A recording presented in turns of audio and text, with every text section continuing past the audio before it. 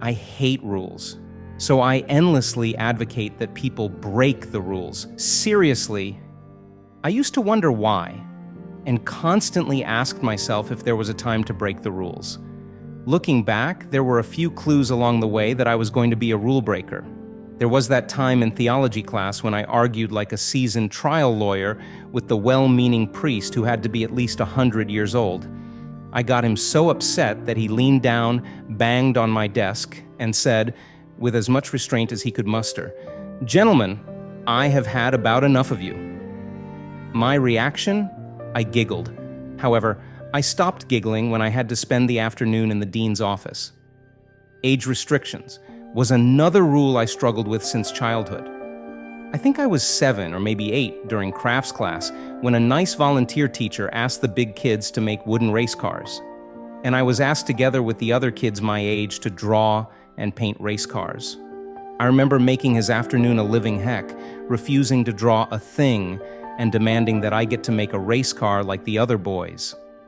Don't get me wrong, there is a time and a place for actual rules. Rules, for example, to keep us safe. I am referring to limiting thoughts and actions, masking as rules. We need to break those rules. When we don't know what our innate strengths are, we don't function in a way that is natural to the person we were meant to be. This creates a void, and that void gets filled with limiting thoughts and actions that mask as rules. So, how do we know what our innate strengths are? How do we operate naturally? It starts by trusting our instincts. We were born with certain instincts. They have been there since we were children. These are the same instincts we may have tried to ignore as an adult. I knew at an early age that I had to put my spin on things, just like I knew that I would always question the status quo. It's just not me. There are 4 modes of operating within our natural instincts. Most of us are dominant in 1 or 2 of these modes. So what might be your natural way of operating? How do you know what your instincts are? You might be a natural fact finder if you are the detailed note taker at work. You look up restaurant menus online before making reservations. Your emails are long paragraphs, including details and facts. You prefer to hear the cost is $39.99 versus it's about $40. As a natural detail person, you might say things like, "Have we tried that before and what was the result?" Or "Give me the details. Precisely how did you come up with that hypothesis?" You like to do research and you value accuracy. What others need to know about you is that you always want to be sure to have your facts. When in doubt, you don't like to make guesses. You are going to ask lots of questions, and that's because you want to make sure you gather information first before deciding. If you find yourself trying to insist that you don't ask questions and figure things out on your own, break those rules and follow your strength.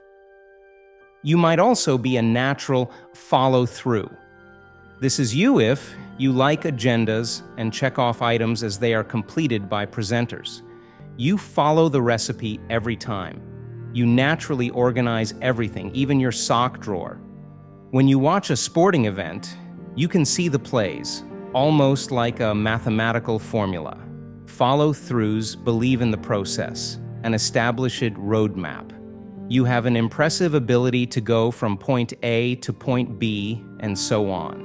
Maybe you'd say something like, "What process did you follow?"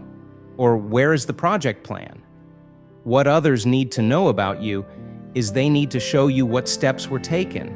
If others want to deviate from the process, they need to show you that the new way has been thought through. They need to show you the logic behind the decision and explain what is remaining the same.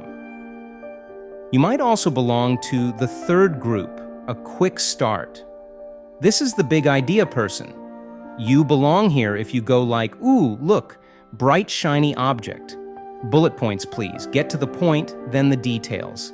If I have a bunch of new ideas or give me the high-level version is something you might say. Sitting in a meeting is painful, and you're the one standing in the back of the room. New ideas are your forte, and it's not unusual for you to have lots of starts and stops. You imagine solutions and are a great visionary. Others need to know to give you the bottom line or punchline first, then feed you some details. You don't need a lot of details to decide. Emails should be bullet points whenever possible.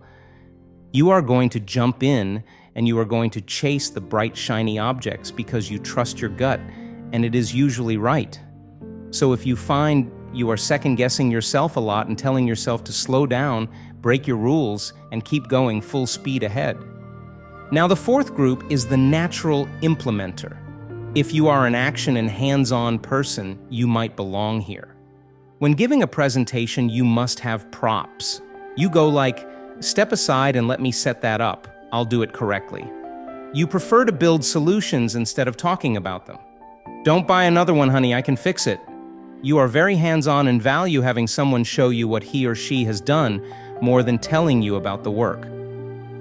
Perhaps you say something like, show me how you did that, walk me through it. What others need to know about you is you have to get up and move because sitting behind a desk all day is not your style. When working with you, remember that you expect high-quality materials. When we embrace our natural strengths by going with our grain instead of against it, refusing to do anything but be who we are, we gain courage, conviction, and self-esteem. Also, our personal lives and professional lives flourish with passion and purpose. As you go about your day, ask yourself, how will I trust my instincts today? And don't be afraid to break the rules.